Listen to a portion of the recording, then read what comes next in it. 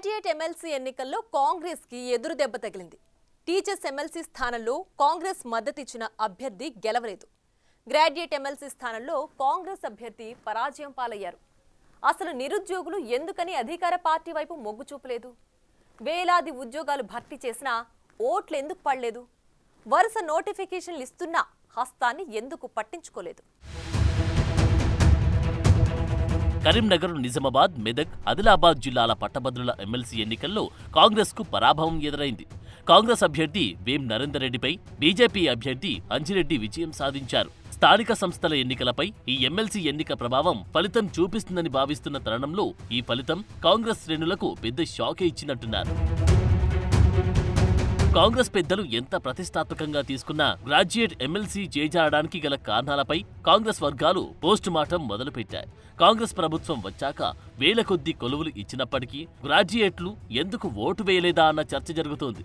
ప్రభుత్వం ఏర్పడి ఏడాది గడిచినా పాత ఉద్యోగాల భర్తీ మాత్రమే చేసింది. కొత్త ఉద్యోగాల నోటిఫికేషన్ జారీ కాకపోవడం నిరుద్యోగుల్లో వ్యతిరేకతకు కారణమైందంటున్నారు. అలాగే నిరుద్యోగ భృతి లాంటి హామీలు మేనిఫెస్టోలో పెట్టినా పట్టించుకోకపోవడం, ఉద్యోగాల కొత్త నోటిఫికేషన్ ఇచ్చినా సరిగ్గా ప్రచారం చేసుకోలేకపోవడం, కరీంనగర్ జిల్లాలో మంత్రి శ్రీధర్ బాబు తప్ప ఇతర మంత్రులు సరిగ్గా ప్రచారం చేయలేకపోవడం మైనస్ అయిందన్న అభిప్రాయం వ్యక్తమవుతుంది. అలాగే అభ్యర్థిగా నరేందర్ రెడ్డి ఎంపిక కరెక్ట్ కాదని, బీసీవాదం బలంగా ఉన్న రెడ్డి సామాజిక వర్గానికి టికెట్ ఇవ్వడం దెబ్బకొట్టిందంటున్నారు. ప్రభుత్వం మీద వ్యతిరేకత కన్నా నరేందర్ రెడ్డి మీద ఉన్న వ్యతిరేకత ఎక్కువగా పనిచేసిందన్న టాక్ వినిపిస్తోంది.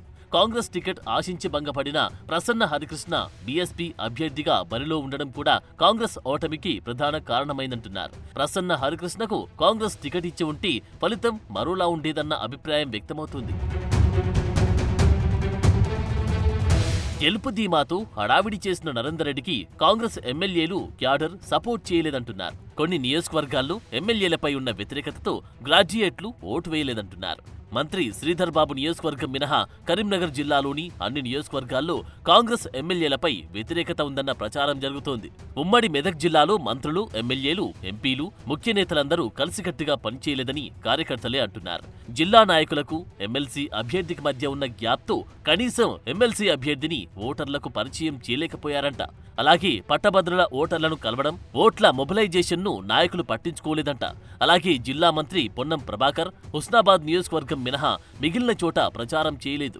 ఇన్ఛార్జ్ మంత్రిగా ఉన్న కొండా సురేఖ, మంత్రి దామోదర రాజనరసింహ ఒక్కరోజు మాత్రమే ప్రచారంలో కనిపించారు. కాంగ్రెస్ సిట్టింగ్ ఎమ్మెల్సీ జీవన్ రెడ్డి ప్రభావంతో కొన్ని చోట్ల ఓట్లు చీలిక వచ్చిందట. అధికార పార్టీ ఓటమికి బీజేపీ, బీఆర్ఎస్ పార్టీలు లోపాయికారి ఒప్పందం జరిగిందని టాక్ నడుస్తోంది. ఉమ్మడి ఆదిలాబాద్ జిల్లాలో కాంగ్రెస్ అభ్యర్థి నరేందర్ రెడ్డిపై వ్యతిరేకత ఉందట. ఆ జిల్లాలో ఉన్న నరేందర్ రెడ్డి విద్యాసంస్థల్లో ఫీజులు పీకు తింటారన్న అభిప్రాయం నెగిటివ్ ఎఫెక్ట్ కొట్టిందంటున్నారు. అభ్యర్థిపై సదాభిప్రాయం లేక జిల్లాలో కాంగ్రెస్ నాయకులు, ఎమ్మెల్యేలు చేతులెత్తేశారంట. ప్రసన్న హరికృష్ణ పోటీలో ఉండడంతో బీసీ నినాదం కూడా కాంగ్రెస్ కు నెగిటివ్ అయిందట. పట్టభద్ర ఓటర్లే కదా అని ప్రచారాన్ని జిల్లా కాంగ్రెస్ నాయకులు విలువ ఇవ్వలేదంట. ఇక జిల్లాలో చెల్లని ఓట్లు కూడా కాంగ్రెస్ ను దెబ్బకొట్టాయంటున్నారు. నిజామాబాద్ జిల్లాలో నేతల ఓవర్ కాన్ఫిడెన్స్ కొంపముంచిందంటున్నారు. నిజామాబాద్ కు మంత్రి లేరు.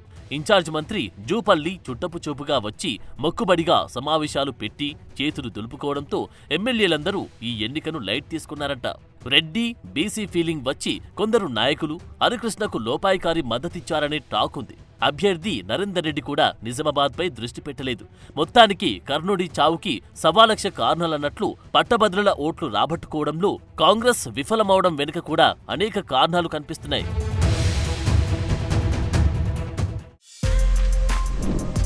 For more videos like this, subscribe Big TV channel.